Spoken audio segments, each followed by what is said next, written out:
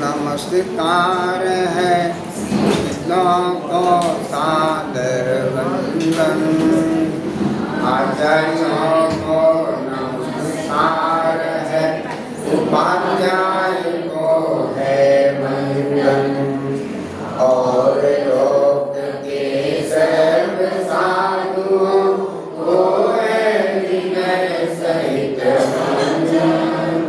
पंच परम परमेश्वरी प्रभु को बार बार मेरा वंदन।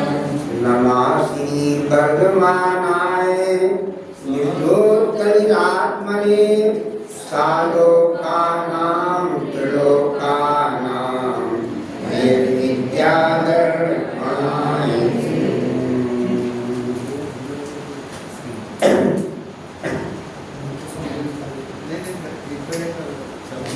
दशलक्षण महापर्व। महापर्व क्यों? क्योंकि बहिरंग में देखो तो विषय से विरक्तता,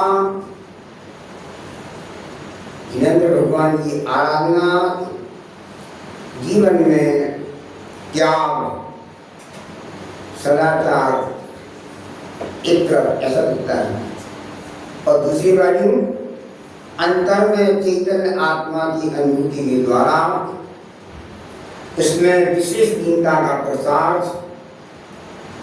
हुआ। इसलिए दशलक्षण पर्व सर्वोत्कृष्ट है। इन दोनों में पुण्य उत्तम क्षमा से लेकर उत्तम आकिंचन तक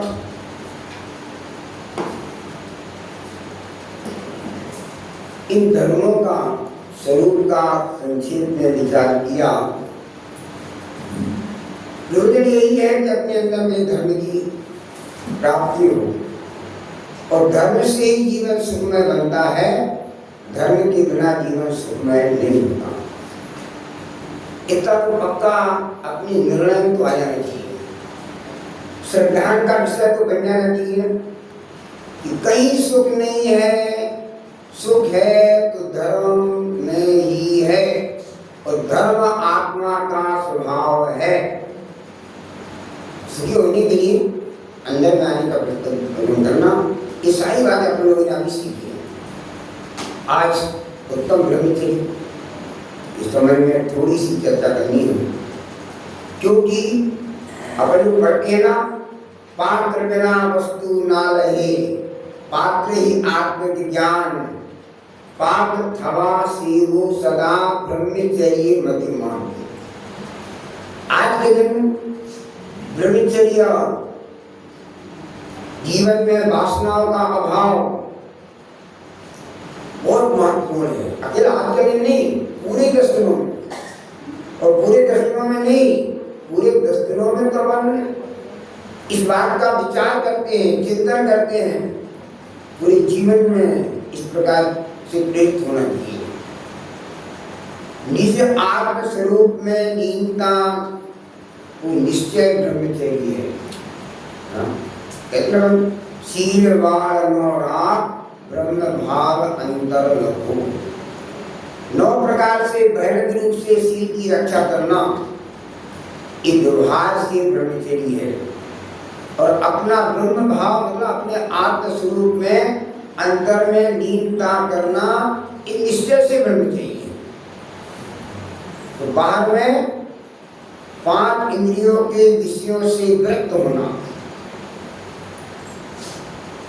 अकेला एक इंद्रिय के संबंध में नहीं, क्योंकि जब ब्रह्मचर्य की चर्चा आती है तो अपना ध्यान जाता है कि विषयों का त्याग करना। तो विषयों मतलब 5 इंद्रिय के विषय, और अपन क्या सोचते हैं, सिर्फ एक विषय रूप प्रवृत्ति, और वो भी स्पर्शन इंद्रिय के विषय रूप प्रवृत्ति, और स्पर्शन इंद्रिय में भी एक मैथुन क्रिया का त्याग। मैं कितना मानती हूँ, देखो 5 इंद्रियों के विषय में प्रवृत्ति का नाम अधर्म है। इसलिए 5 इंद्रियों का विषयों का त्याग। सबसे पहले तो 5 इंद्रियों के विषयों में सुबुद्धि का त्याग, क्योंकि पहले इसमें सुबुद्धि का त्याग होता है। ज्ञानी जन भी 5 इंद्रियों के विषयों में तो प्रवर्तते हैं, परंतु उनको उसमें सूक्ष्म बुद्धि नहीं होती। सूक्ष्म बुद्धि चल गई है, संज्ञ दृष्टियों को क्या होता है? रमत अनेक सुरनि संग पे इस परलति तेनित हटा हटी, है ना? ज्ञानी की बात है ना, जगह जगह पर संयम धर न सके वे संयम धारण की और चटा चटी। पहले भी संयम धारण नहीं किया, विषयों से पृथक नहीं पड़ा, परंतु उससे वृत्तता तो आई, अर्थात सुबुद्धि तो टूटी है। कोई भी ज्ञानी विषयों में प्रवृत्त हुए भी उसमें सुख नहीं मानते। उसकी इस प्रवृत्ति को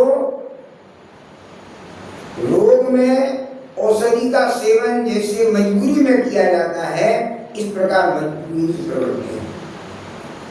तो 5 इंद्रियों के विषयों का त्याग, काम भोग का त्याग, ये प्रवृत्ति की बात जो चलती है, पर इसमें अपन लोगों को विशेष रूप से विचार करना ना संबंध में। तो अपना बाह्य का जीवन, यत्नाचार का जीवन हो और उसमें तत्व की प्रधानता होनी चाहिए।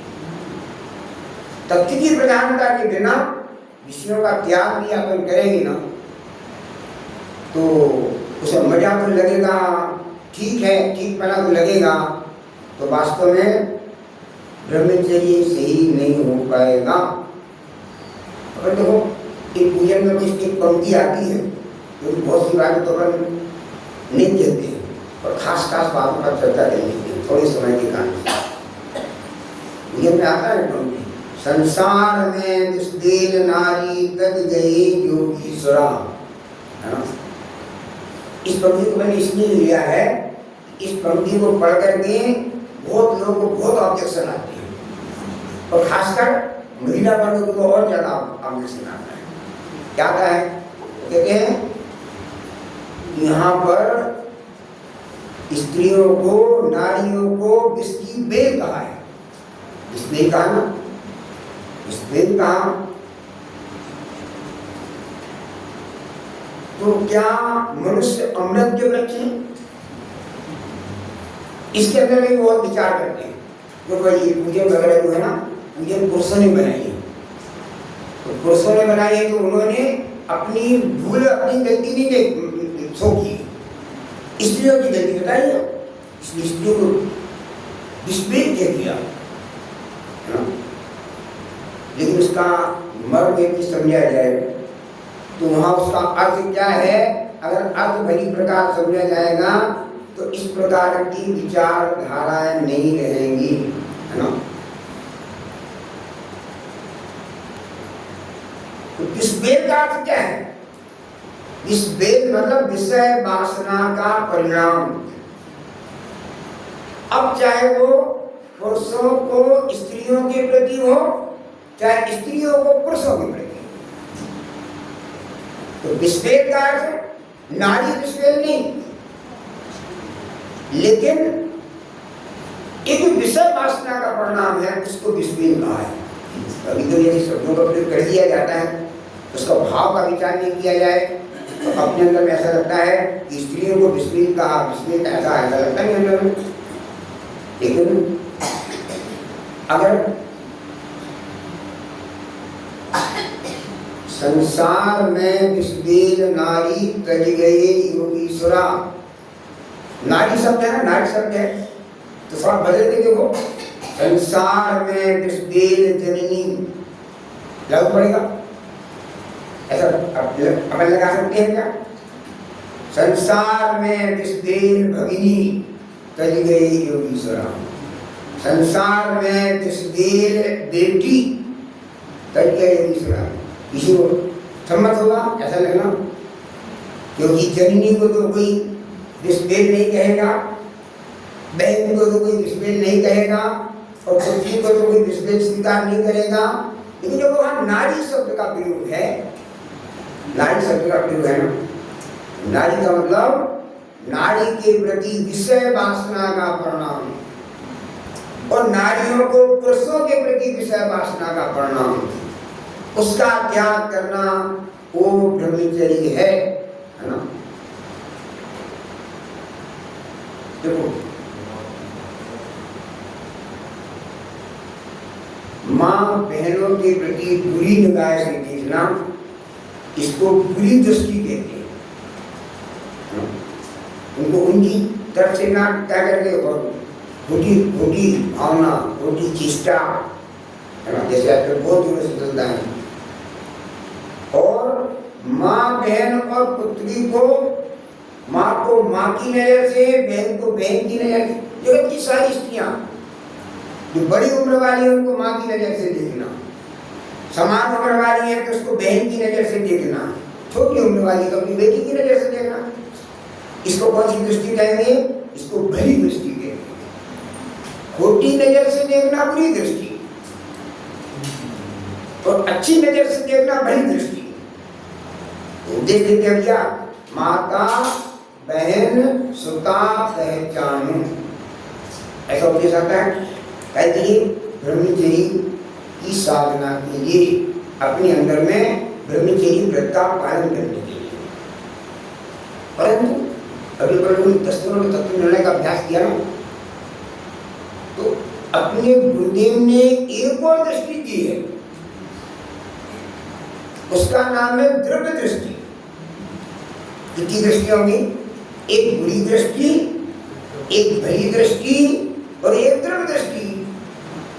अब आप दो कितना याद व्यक्त करोगे? माता बहन सुता पहचानो, है ना। परंतु गुरुदेव कहते हैं जगत की सारी स्त्रियों को तुम द्रव्य दृष्टि से देखो। द्रव्य दृष्टि से देखोगे तो क्या क्या देखोगे? उसके देह को नहीं देखोगे, आत्मा देखोगे। तो स्त्री के अंदर रहने वाला तत्व जो आत्म तत्व है ना, आत्मा है, और आत्मा की नजर से देखोगे तो कभी प्रकार की उत्पत्ति नहीं होगी। तो गुरुदेव ने तो अपन को वासनाओं को मिटाने के लिए मूल से ही बात कही है, मूल से बात कही है। तो द्रव्य दृष्टि से देखो, पुरुषों को भी द्रव्य दृष्टि से देखो, सारी जगत की स्त्रियों को भी द्रव्य दृष्टि से देखो। अरे यहाँ तो कहते हैं सभी जीवों को तो द्रव्य दृष्टि से देखो, पर पुद्गलों को भी द्रव्य दृष्टि से देखो। पुद्गलों को द्रव्य दृष्टि दो, आपको कौन सी नई बात सामने लाए? देखो अपन मालूम है, पुद्गलों को भी जब पर्याय की दृष्टि देखते तो लाभ और देश की उत्पत्ति होती है, और पुद्गलों को द्रव्य दृष्टि से देखो तो परमाणु है, पुद्गल है ना। तो अब उसमें पढ़ते ना, वो भावना पत्ती से क्या करते हैं, पंक्ति आदि ना, झोपड़ी है ना, क्या कहते हैं, ध्यान नहीं आ रहा, महल में, झोपड़ी में, सोने में, और अन्न में, क्या है? हाँ हाँ क्या है? हाँ हाँ वन उपवन प्रासाद कुटी में नई चीज नहीं मिलता हो। मतलब तुम जितना भी वातावरण बाहर गया ना, सोना है, चांदी है, लोहा है, अगर आप उसको क्या मान देखो, ये सब पुद्गल द्रव्य है, ये सब पुद्गल द्रव्य है। झोपड़ी है, महल है तो पुद्गल द्रव्य है, नहीं पुद्गल द्रव्य है, सब पुद्गल द्रव्य है। तो पुद्गल द्रव्य की दृष्टि से देखो तो उसमें विकार ही पैदा होगा, कहीं मोह होगा, राग होगा, ऐसा होगा नहीं होगा। लेकिन अपन तो देखते हैं, कोई रंग अच्छा लगता है तो उसमें राग करते हैं, कोई रंग अच्छा नहीं लगता है तो उसमें द्वेष करते हैं, है ना। तो ये क्या है? उसमें आता ना अपूर्व अवसर में वैमानिक रिद्धि वैमानिक देव की, है ना, क्या है? रजगणया रिद्धि वैमानिक देव की, सर्वे मान्या पुद्गल एक स्वभाव है। अब पुद्गलों को आप ब्रह्म दृष्टि से देखोगे तो विकार की उत्पत्ति नहीं होगी, तो सभी जीवों को द्रव्य दृष्टि देखो विकार की उत्पत्ति नहीं होगी। एक द्रव्य दृष्टि का कमाल है। और अभी तक मैंने द्रव्य दृष्टि का विषय क्या है उसी को समझने का प्रयत्न किया है। तो अपन लोग थोड़ा जागरूक होना चाहिए ना, सावधान होना चाहिए। ऊपर से विकार को मिटाने का प्रयत्न करोगे तो विकार कम तो हो जाएगा और अगले चरण में बढ़ जाएगा। पर द्रव्य दृष्टि से देखोगे तो विकार की कभी उत्पत्ति ही नहीं होगी। देखो अपने यहाँ का शील आदि की बात एक बार विदेशी दार्शनिक जापान का अपने भारत में आया और उसने भारत वर्ष के अंदर सब दर्शनों का अध्ययन किया। जितने भी धर्म वाले लोग हैं ना सबकी स्टडी की, कौन क्या मानता है, कौन क्या मानता है, कौन क्या मानता है। उससे पूछा अपने यहाँ के जैनियों ने, विद्वानों ने कि आपको जैन धर्म की कौन कौन सी बातें अच्छी लगी, क्या बात अच्छी लगी आपको जैन धर्म की। तो उसने कहा हमें जैन धर्म की 2 बातें बहुत अच्छी लगी।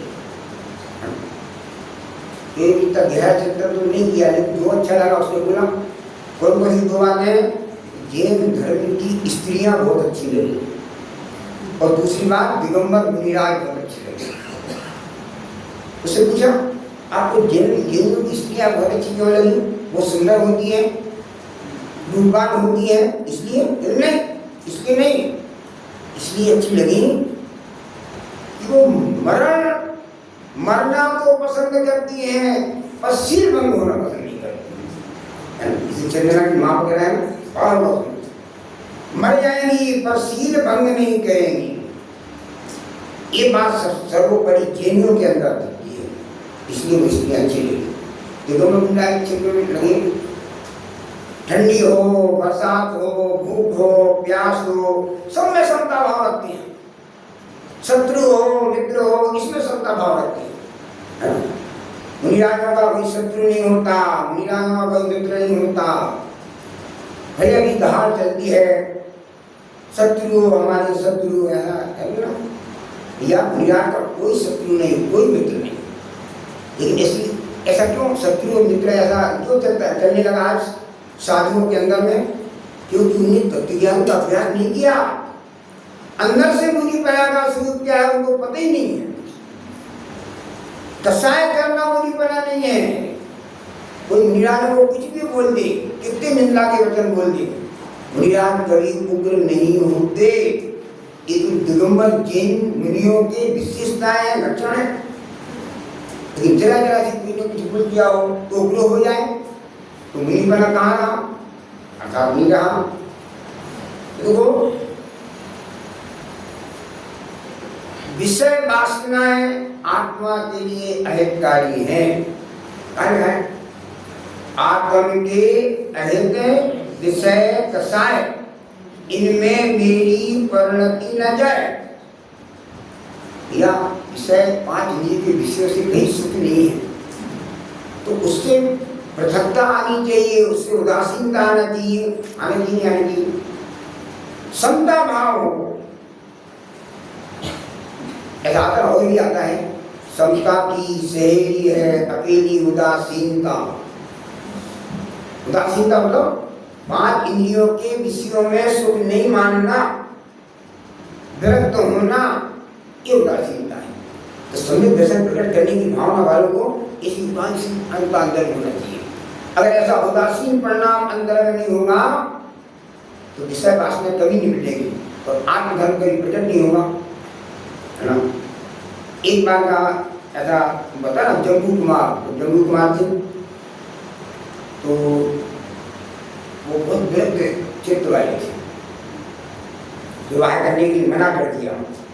लेकिन सभी ने कहा अगर इनका विवाह कर दिया जाएगा और सुंदर सुंदर स्त्रियों के साथ में तो वो उनको राजी कर लेंगी, बड़ी व्यवस्था से रह जाएंगी। हाँ। इसी समय जम्बू कुमार का एक मित्र था, उसका नाम है चलाकी कुमार। तो वो एक नटनी थी लड़की, उस पर रीझ गया और कहा इसके साथ मैं शादी करूंगा। गया उसके पास, प्रस्ताव रखा तो उसने क्या जवाब दिया कि जैसे हम नट विद्या में पारंगत हैं, है ना? एक तार लगा के यहाँ से वहां तक उस पर चल के यहाँ से वहां आ जाते हैं। ऐसी नट विद्या में यदि तुम पारंगत हो जाओ तो मैं तुमसे ब्याह करूंगा। 6 महीने तक बहुत उसने कोशिश की और नट विद्या में पारंगत हो गया। अब पारंगत हो गया तो उस नटनी के पास गया विवाह करने के लिए, और विवाह की तैयारियां की। किसी ने कहा अरे देखो एक वह जम्मू कुमार देवांगना तुल्य 4 स्त्रियों से विवाह करके आए हैं, लेकिन उनको उन्होंने स्वीकार नहीं किया और उनकी इच्छा अंगीकार कर दी। और 4 स्त्रियों ने आरिका की इच्छा ली। एक हुआ मित्र और एक यह जो उस नटनी के साथ शादी करने के लिए आया।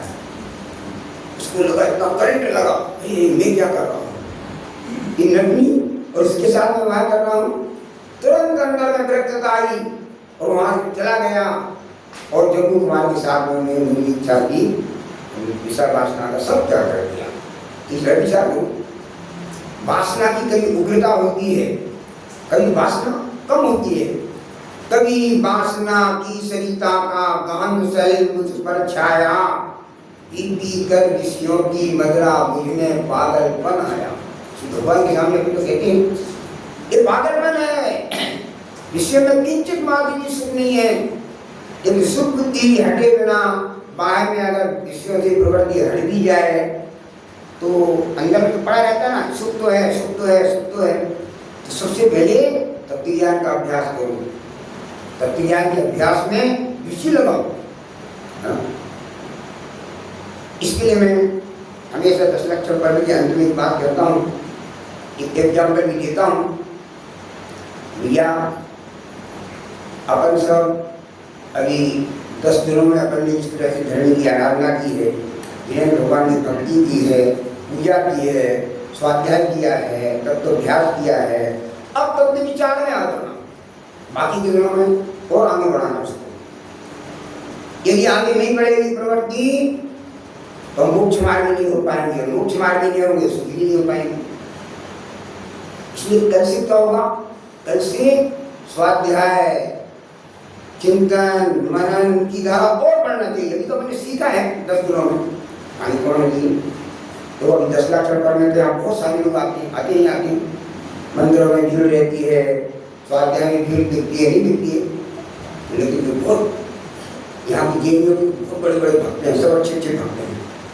तो मैं विचार करता हूँ भाई इन भक्तों की परीक्षा भी ली जाए, है ना? सच्चा भक्त कौन है ना? 10 लक्षण से सच्ची भक्ति किसके अंदर होंगी।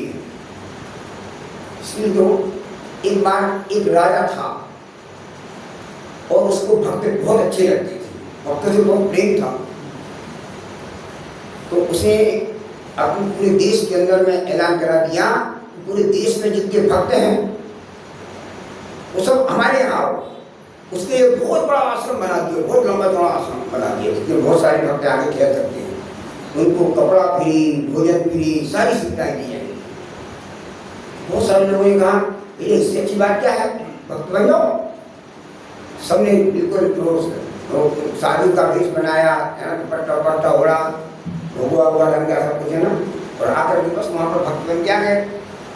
राजा के यहाँ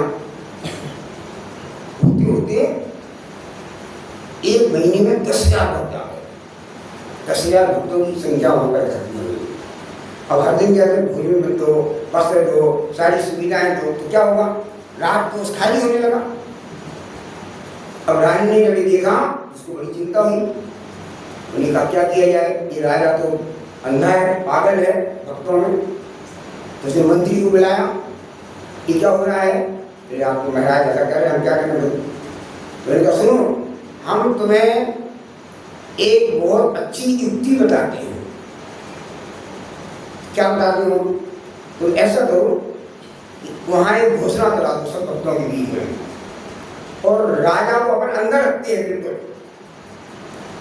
और क्या घोषणा कराओ कि राजा को असाध्य बीमारी हुई है और वैद्य ने बताया है कि तुम्हारे यहाँ जो भक्त है ना, उन भक्तों का 4 भक्तों को घानी में पेल करके उसका तेल लगाओ और राजा बन गए। ऐसा सभी भक्तों का तेल लगा के राजा बन गया। तो राजा का ठीक हो जाएगा, बीमारी चली जाएगी।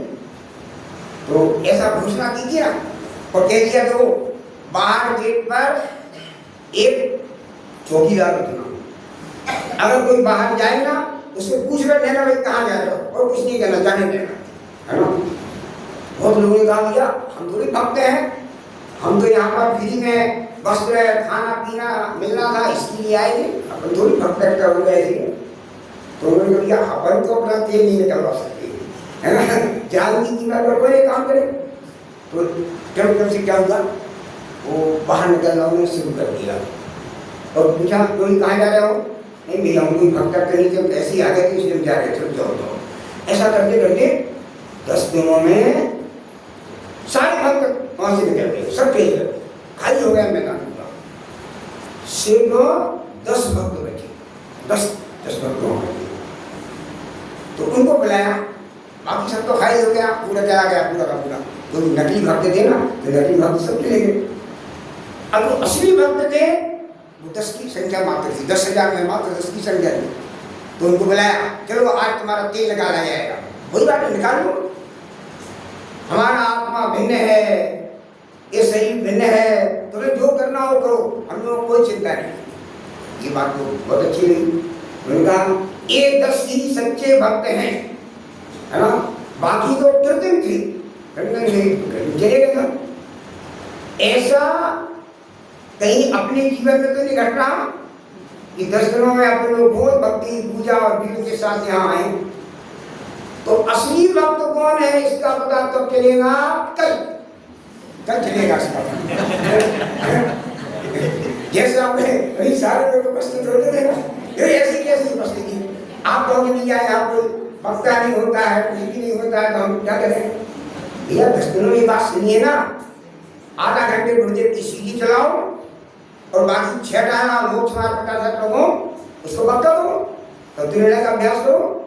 कोई की जरूरत ही नहीं है, किसी की जरूरत नहीं है ना। अभी आपको देखा ना, सिद्धों से मिलने का मार्ग ध्यान है, आत्म में समाने का मार्ग ध्यान है। तो स्वाध्याय करो, ध्यान करो, ज्ञान ध्यान तब रखता है ना, शादी में होता ना, ऐसा अपना भी तो है। ज्ञान ध्यान के द्वारा आत्मा को उपलब्ध बन करके साक्षात 10 लक्षण धर्म प्रकट करना। 10 दिनों के लिए ही धर्म नहीं होता, धर्म सदा का है, इसमें कोई काल और क्षेत्र नहीं होता।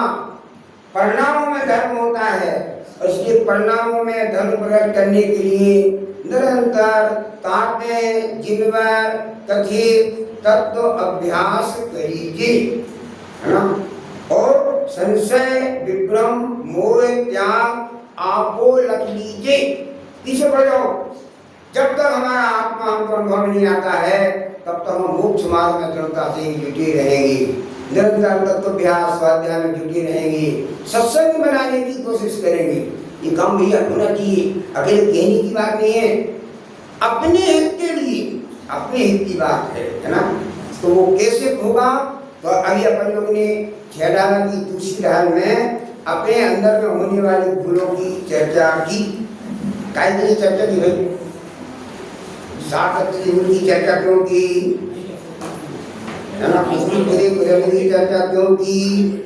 अपने अंदर में अगर ऐसी भूल हो तो उसे निकालने का प्रयत्न करना। अपने अंदर की भूल निकालने के लिए सारा विषय चला है ना, सिर्फ सीखने के लिए नहीं चला, ज्ञान बढ़ाने के लिए नहीं चला, मानव के लिए नहीं चला, प्रतिष्ठा पाने के लिए नहीं चला ना। तो इतना ये दूसरी राह बहुत धीरे की है, इसमें अपने मिथ्या दर्शन ज्ञान चार्ज का स्वरूप समझा है, और यही आगम को तो कारण ये भी समझा है।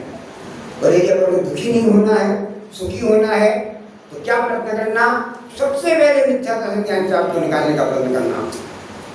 उसके लिए निजी स्वाध्याय करो, निजी स्वाध्याय करो, तत्वाभ्यास करो, ध्यान करो, 6 डाला उसको पूरा पूरा विचार करो, एक एक पंक्ति में क्या क्या रहस्य आया है। हर दिन आकर के यहाँ बैठ करके अकेले इस बात का विचार करना, अरे कुछ ही ध्यान की बात, बस थोड़ा सा समय है, अंतिम समय है, और अंतिम समय में अपन बहुत विशेष बात करेंगे।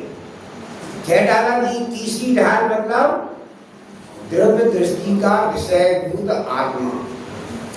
याद रखो, जब तीसरी ढाल में देखो क्या है, तो पढ़ना का इसकी कमी है।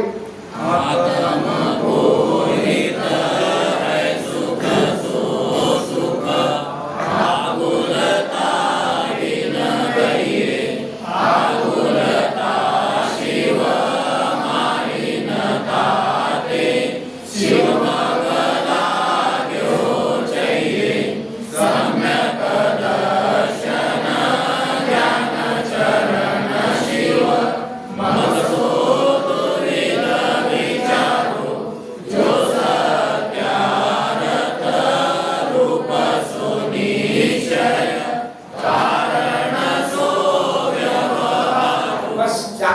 क्या बताया, आत्मा का हित है सुख और सुख का लक्षण है आकुलता बिन।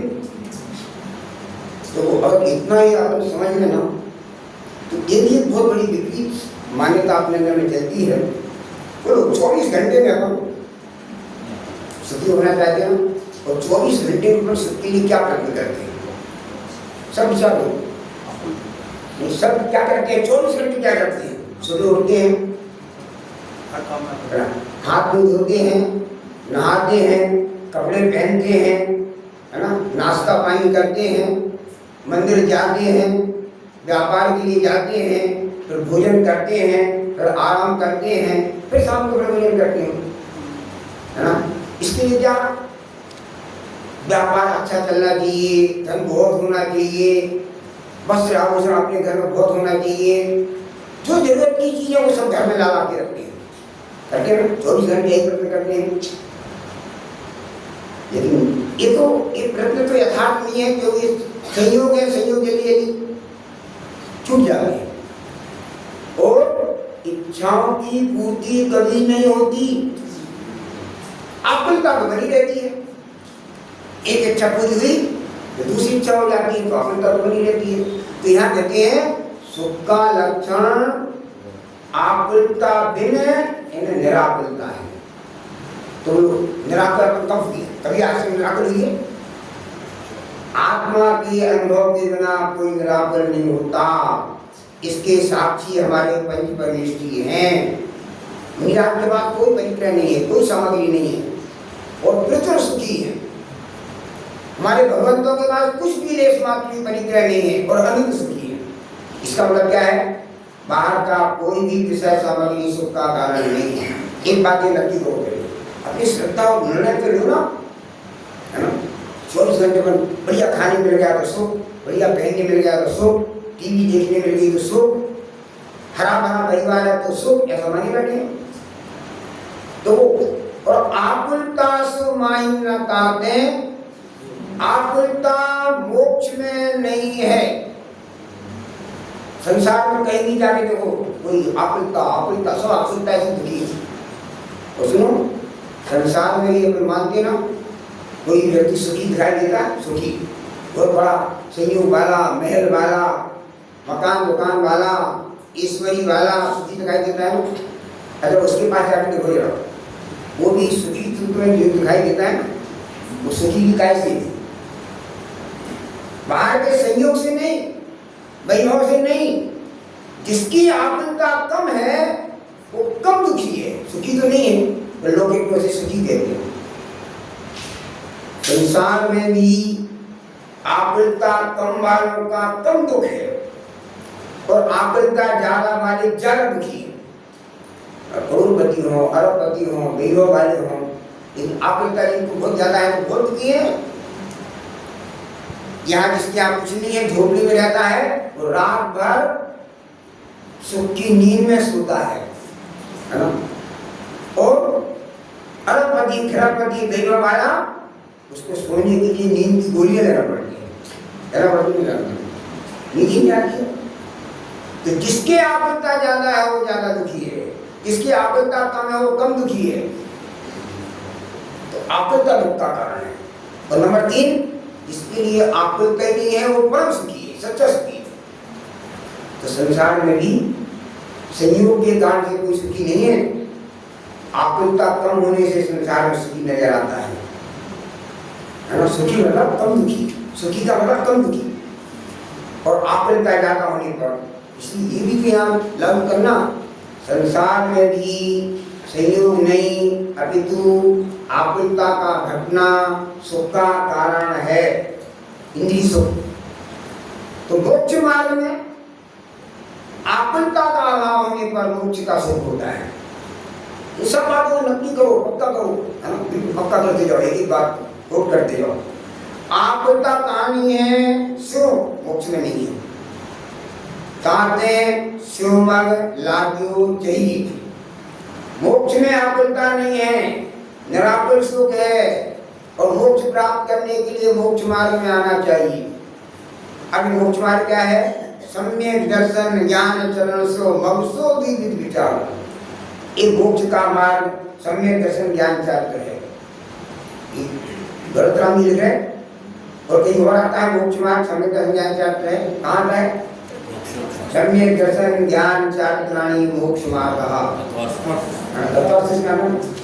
और मिथ्या दर्शन ज्ञान चात्राणि संसार मार्ग। अब मोक्ष मार्ग में संसार मार्ग, तो संसार मार्ग का नाश कर सकते हैं ना, कर सकते हैं। ये उपाय नहीं चल रहा, उसी का उपाय चलता है। तो देखो सो द्विविध विचारो, वो सम्यक दर्शन ज्ञान चात्र दो प्रकार से है। जो सत्यार्थ रूप से निश्चय कारण सो व्यवहार, इसकी चर्चा आज दो भाग में चली है। जो सत्यार्थ है, जहां सच्चे मोक्ष मार्ग को मोक्ष मार्ग निरूपित किया जाए।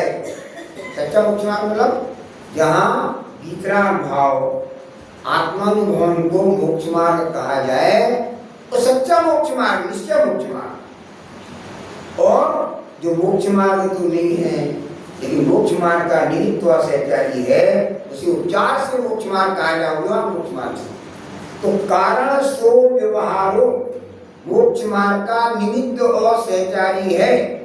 निमित्त मतलब कारण है, लेकिन कौन सा कारण है? पूर्ववर्ती कारण है। कौन सा कारण है? अभाव रूप कारण है। उसको रख करके मोक्ष मार्ग नहीं होता। यथार्थ सत्यार्थ मोक्ष मार्ग ही सच्चा मोक्ष मार्ग है। अब ये तो अपन को थोड़ा सा विचार किया। अब वो सम्यक दर्शन ज्ञान चार्ट का स्वरूप क्या है? जो मोक्ष का कारण है, सच्चा मोक्ष मार्ग है, उसकी चर्चा पंडित जी ने बहुत गहरे की है। तो कौन मेरा ये दूसरा पद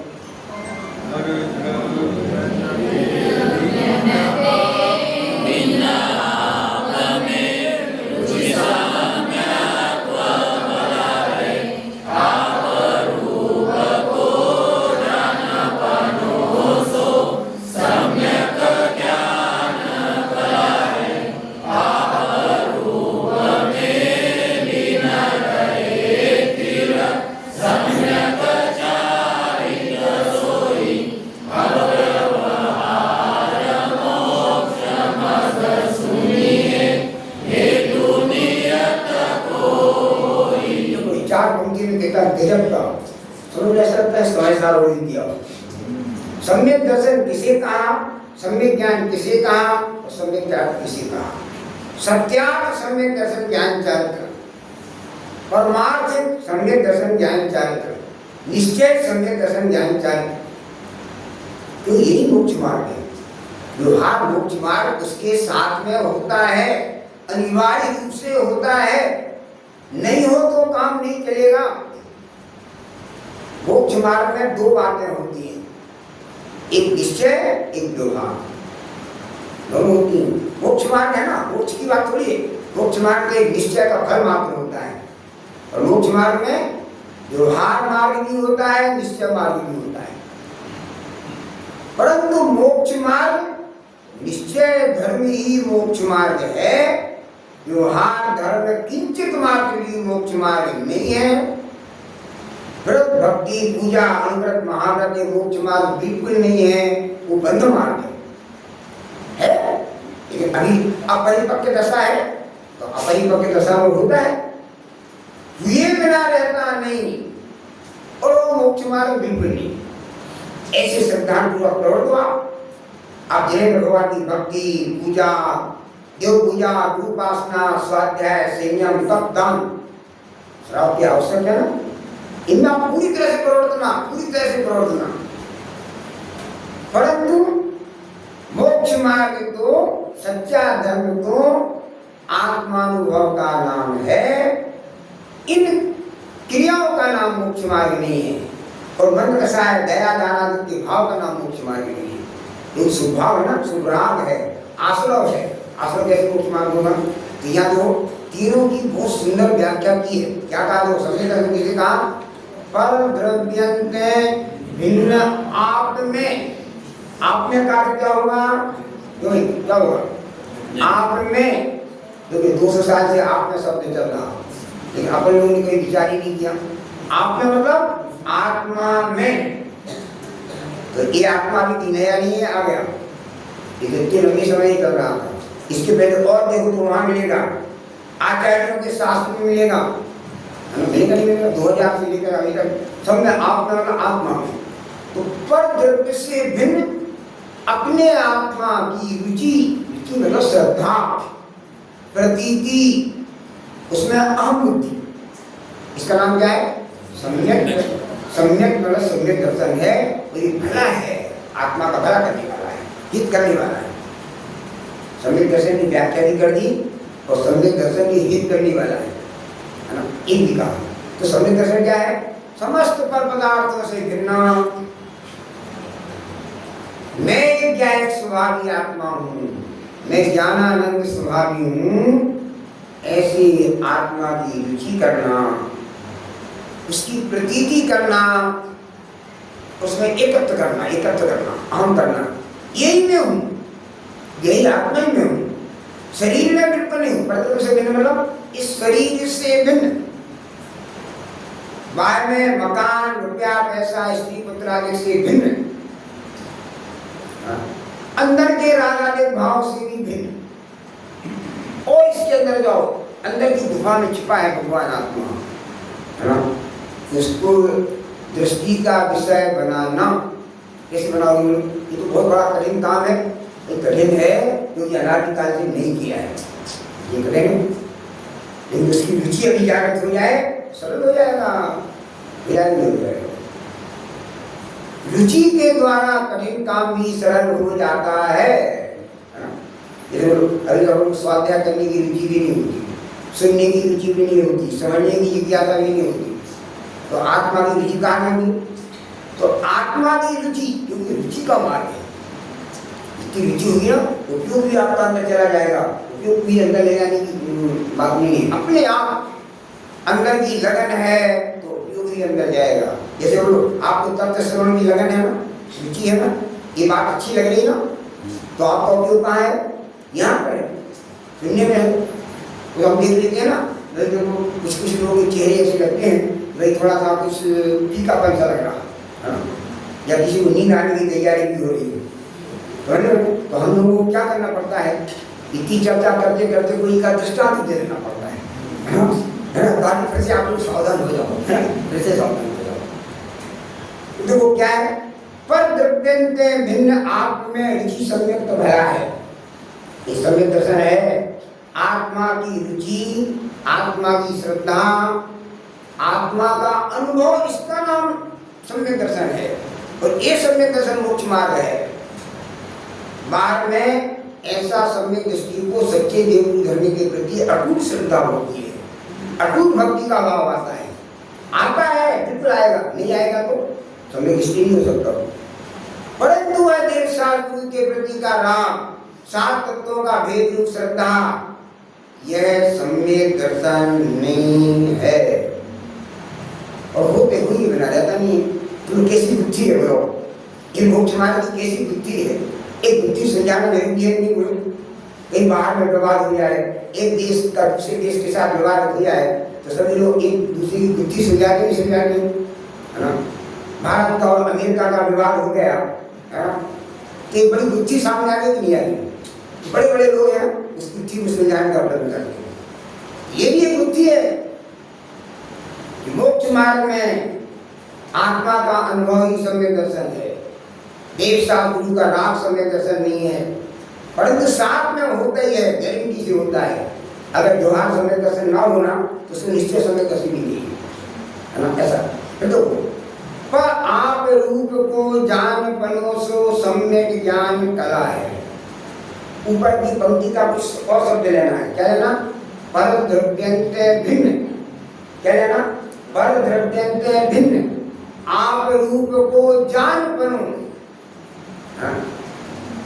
पर पदार्थों से भिन्न अपने आत्म स्वरूप का जानना। वहां क्या था? रुचि। सम्यक दर्शन में क्या था? रुचि। रुचि वाला श्रद्धा। और ज्ञान को क्या लेना? जान पना। आप रूप मतलब अपने आत्म स्वरूप को जानना, उसका नाम क्या है? सम्यक ज्ञान। और सम्यक ज्ञान को क्या कहा है? कला। कला ये बहुत बड़ी कला है। अपन लोग दुनिया की कला को मानते हैं।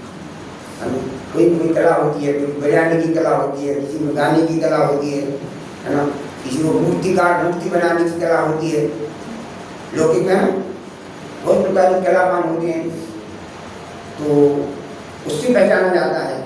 परंतु ये कहते सम्यक ज्ञान कला है। बहादुर कला होती है, कितनी होती है, तो उसमें किया कि सारी कलाएं तो लौकिक है, उससे तुम्हारा कोई संबंध नहीं है। कितना भी कला देखो हो जाए, बड़ी से बढ़िया किला बना देंगे, महल बना देंगे, है ना, राजाओं की महल बनाई जाती थी ना, ये कलाकार होते थे वो। लेकिन एक आत्मज्ञान प्रकट करना ये सबसे बड़ी कला है। आत्मज्ञान प्रकट करना ये बहुत बड़ी कला है। तो क्या है कला? अपने आत्म स्वरूप को जानना इस सम्यक ज्ञान रूपी कला है। इसका नाम सम्यक ज्ञान है। आत्म स्वरूप की श्रद्धा करना क्या है? वो सम्यक दर्शन। और आत्म स्वरूप का जान पाना क्या है? सम्यक ज्ञान। और उपचार क्या है? आप रूप में लीन रहे फिर सम्यक चारित्र सोई। उसी आत्म स्वरूप में लीन हो जाना, समा जाना, रम जाना, एकाकार हो जाना, इसका नाम सम्यक ज्ञान है। लेकिन अगर उनको सम्यक ज्ञान क्या लगता है? शास्त्रों का पठन पाठन मन करते हैं तो सम्यक ज्ञान लगता है, और व्रत आदि करते हैं तो अपन सम्यक ज्ञान लगता है। चार क्यों हम 10 दिनों की 10 लक्षण धर्म एकादशी किया, किसी ने उपवास किया, तो एक चाप लगता नहीं लगता। अंगव्रत ग्रहण करना, महाव्रत ग्रहण करना, एक चाप लगता नहीं लगता है। लेकिन भैया वो भी व्यवहार से चाप है, लेकिन कब होगा? जब आप रूप में लीन रहे फिर बालाचार होगा। प्रवचन था गाथा नंबर 7, वहां आचार्य जी ने चार की व्याख्या की। तो चार की व्याख्या क्या की? चारित्रम खरीदम, ये आचार्य गुरु भगवान ने कहा गाथा। तो उसकी टीका करते ही हमने चंद्राचार्य क्या कहते हैं? स्वरूपे चरणम चारित्रम, अपने आप स्वरूप में लीन होना, उसका नाम चारित्र है। ये असली चारित्र है, ये मोक्ष मार्ग वाला चारित्र है। इस चारित्र का ध्यान करते करते, इस रूप परिणित होते होते अनेक संत अजन्म हो गए। तो वो तो अजन्म हो गए, अपन भी तो अजन्म हुआ, होना कि नहीं होना? हाँ। तो क्या कहा दो? इन तीनों में, इस छंद में निश्चय सम्यक दर्शन, निश्चय सम्यक ज्ञान और निश्चय सम्यक चारित्र क्या है उसका विवेचन किया। और इसके बाद व्यवहार सम्यक दर्शन ज्ञान चारित्र का विवेचन बाद में नहीं किया है। व्यवहार सम्यक दर्शन क्या है? तो 7 तत्वों की श्रद्धा करना, उसका भेद लंबा चौड़ा किया, पूरा किया है। इस सारा व्यवहार और 25 दोष रहित बना, इस सब व्यवहार का विस्तार किया है। मूल बात तो यहाँ आ गई, मूल बात मुद्दे की बात तो यहाँ आ गई है। असली मोक्ष मार्ग वाला सम्यक दर्शन ज्ञान चारित्र क्या है, इसका स्वरूप यहाँ प्रतिपादित किया। यही है मोक्ष मार्ग, असली मोक्ष मार्ग यही है।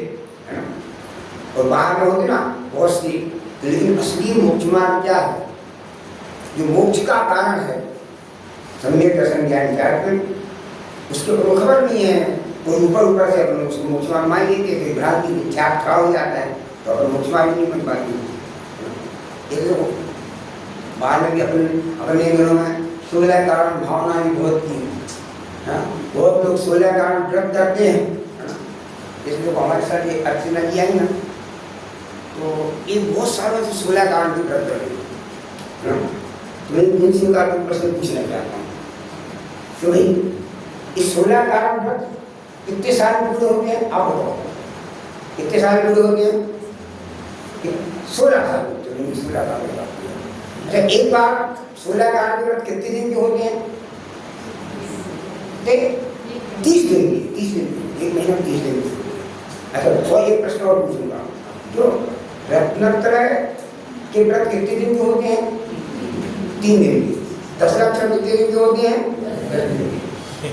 अभी विचार करो 16 कारण के व्रत अपन लोग 30 दिन के करते हैं, जबकि वो स्वभाव है, बंध का कारण है, गीता में बंध का कारण है। और यहाँ क्या कहा? सम्यक दर्शन ज्ञान विचार करो, मोक्ष मार्ग है, मोक्ष का कारण। और उसके व्रत कितने दिन के करते हैं? 3 दिन। तो साक्षात मोक्ष का कारण है, उसके व्रत 3 दिन के। और जो बंध का कारण है उसके व्रत 1 महीने के करते हैं, नहीं करते। ऐसा मानते भी है कि चलो भाई 1 महीने व्रत करेंगे, है ना, है कोई उसमें तो मोक्ष मार्ग तीर्थंकर मिलने की तैयारी है, ऐसा नहीं लगता है। वो बंधमार्ग ही है। तो यहाँ सम्यक दर्शन ज्ञान चारित्र यही मोक्ष का मार्ग है। और अपने अंदर में प्रसाद को तत्वज्ञान के द्वारा सम्यक दर्शन ज्ञान चारित्र प्रकट करने का एक ही बिल्कुल अपने अंदर मस्तिष्क बना कर मुझे सम्यक दर्शन ज्ञान चारित्र प्रकट करना है। वह सम्यक दर्शन ज्ञान चारित्र आत्मा के आश्रय से होता है, बाह्य क्रिया और स्वभाव से बिल्कुल नहीं होता। पक्का करो ना, ये तो निर्णय करने के लिए अपन बैठे ना। ये तो एक ऐसी संसद है जहाँ सच्चा क्या है और असत्य क्या है इसका बड़ी प्रकार निर्णय कराया जाएगा। ये वो तीनों प्रकार के ये रत्नत्र धर्म है, ये कहाँ से आते हैं? ये अंदर से आते हैं। आत्मा का स्वभाव रत्नत्र है और उसका आश्रय करने से प्रकट होंगे। तो उसका आश्रय करने का करो ना। एक बात की बात है, एक कोई सेठ था और वहाँ अपने यहाँ 3 रत्न खोद करके व्यापार कर करके और उसने 3 रत्न इकट्ठे किए और उसको बेचने के लिए मुंबई जाता है। यहाँ कम मूल्य में लेता है और मुंबई जाके उसको बेच देता है, बहुत मूल्य में मिल जाता है। तो अपने घर से चला, बस द्वारा चला, ट्रेन द्वारा चला, तो किसी ने देख लिया कि भाई इसके पास 3 रत्न हैं और बहुत कीमती रत्न है। तो उसके पीछे पीछे रह गया। किसी को मालूम पड़ा है ना, जासूस होते हैं ना कोई, उनको मालूम पड़ा जाए उसके पीछे पीछे चला गया। अब वो जहाँ जाए वो उसके पीछे का। बम्बई आई, अब बम्बई में वो ऑटो से गया, उसी ऑटो पर वो भी बैठ गया। धर्मशाला गया, उसने धर्मशाला वो भी चला गया। अब उसने धर्मशाला में कोई जगह खाली नहीं थी तो बाहर जो है ऐसे सो जाती है, घर की करने था। अपना बैग रखा सिर के नीचे और सोने लगा। तो इतना जब पीछे पीछे कर रहा था तो सेठ को भी समझ में आया भैया ये कोई हमारे पीछा कर रहा है, ये कोई ठग है, जरूर हमको ठगने के लिए है। और एक बार हड़प में इसको पता चल गया है तो अब कैसी जागरूकता है वहाँ पर उसने क्या किया कि रात में पहले वो है ना वो बाजू में वो भी अपना है ना ऐसा बिस्तर बिछा के सो गया अच्छी घबराहट की नींद में सो रहा। तो उसने क्या किया, अपने वो 3 रत्न निकाली गुड़िया में और उसकी कोट के जेब में रख दी, इसको बाजू वाले के कोट के जेब में रख दी, है ना, और सो गया अच्छी तरह सो गया।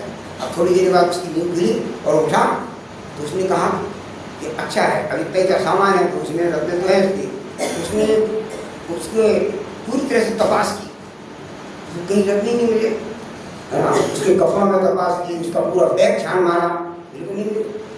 अब परेशान होकर सो गया। अब सेठ उठा तो धीरे से उसको सोता देख करके अपने रत्न जो है ना उसमें से उसकी गोद की में निकाल दिया। अब सुबह देखा उसने कि वो ये रत्न तो हाथ में लिए है और जोहरी बाजार में जा रहा है, इसमें रत्न रखे कहाँ थे, मेरे तो इतने खोजे मुझे तो मिले ही नहीं।